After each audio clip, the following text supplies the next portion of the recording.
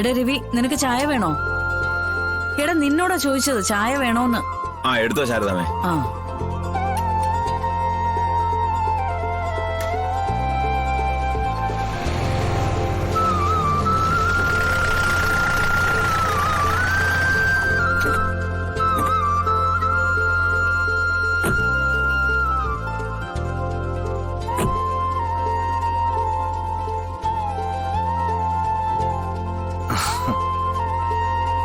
ഇവരെന്താ ഒരു മുന്നറിയിപ്പും ഇല്ലാതെ?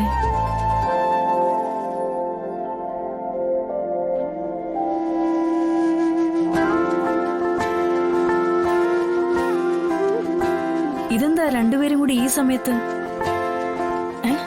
അതൊക്കെ അമ്മയുടെ മരുമാനോട് എന്നെ ചോദിച്ചാ മതി. ഒരു പ്രതീക്ഷയില്ലാത്ത സമയത്താ പറഞ്ഞത് നമുക്ക് ശാരദാമ്മയെ കാണാൻ പോവാന്ന്. ആഹാ, അതെ, എനിക്ക് കാണണമെന്നൊന്നും ഇതിന്നാ. അപ്പൊ പിന്നെ 2 ദിവസം മുന്നേ പറയാൻ പറ്റില്ലല്ലോ. ഉണ്ടോ? അല്ല, ഏയ് ശാരി എന്താ അവിടെ നിന്ന് പറഞ്ഞേ?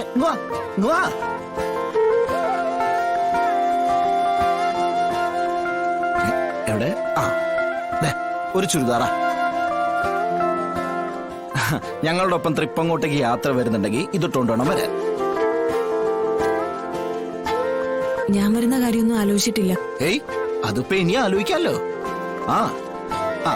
കളക്ടർ മാഡം കൊണ്ട് മാറിയേ. ശാരദാമ്മയ്ക്ക് ഒരു സാരി വാങ്ങിക്കേ. യാത്രക്ക് എന്തായാലും ശാരദാമ്മ കാണുമെന്ന് എനിക്ക് ഉറപ്പുണ്ട്. ഗോപാലേട്ടന് ശാരിക്കൊന്നും വരാൻ പറ്റില്ല മോനെ. 1-2 ദിവസം കട അടച്ചിടാൻ പറ്റില്ലല്ലോ. അല്ല, അപ്പൊ ശാലിനിക്കും മക്കൾക്കൊന്നും എടുത്തില്ലേ? എന്റെ അമ്മ, ഇത് തന്നെ ഞാൻ ഇപ്പഴാ അറിയുന്നത്. ഇത് എപ്പോ പോയി എടുത്തോന്ന് പോലും അറിയില്ല. അതെ, മോള് പോയി 2 പേർക്കും ചായ എടുക്ക്, എന്നിട്ട് കഴിക്കാൻ കൂടെ എന്തേലും എടുക്ക്. വാ, അകത്തോട്ടിരിക്കും. അതെ, ഒരു മിനിറ്റ്. ഈ ചായയും പലഹാരം ഒന്നും വേണ്ട. എനിക്ക് അതിനു പകരേ ശാരദാമ്മയുടെ ആ പഴയ സ്പെഷ്യൽ അവല് നനച്ചില്ലേ, അതുണ്ടാക്കി തരണം. അവല് നനച്ചതോ? ഈ നെയ്യിലൊക്കെ വറുത്തെടുത്ത് തേങ്ങാക്കൊത്തൊക്കെ ഇട്ട ഒരു അവല് നനച്ചത്. അതില് സ്പെഷ്യൽ ആയിട്ട് എന്തോ പരിപ്പോ പട്ടണയോ അങ്ങനെ എന്തോ ശാരദാമ്മ ഇടാറില്ലേ? എനിക്ക് നല്ല ഓർമ്മയുണ്ട്. അതെനിക്ക് എന്തോ കഴിക്കാൻ തോന്നുന്നു. അത് ശരി. അപ്പൊ അത് എന്റെ അമ്മയെ കൊണ്ടുണ്ടാക്കി കഴിക്കാനായിരിക്കും ഈ ഗിഫ്റ്റ് ഒക്കെ വാങ്ങിച്ചോണ്ട് വന്നതല്ലേ?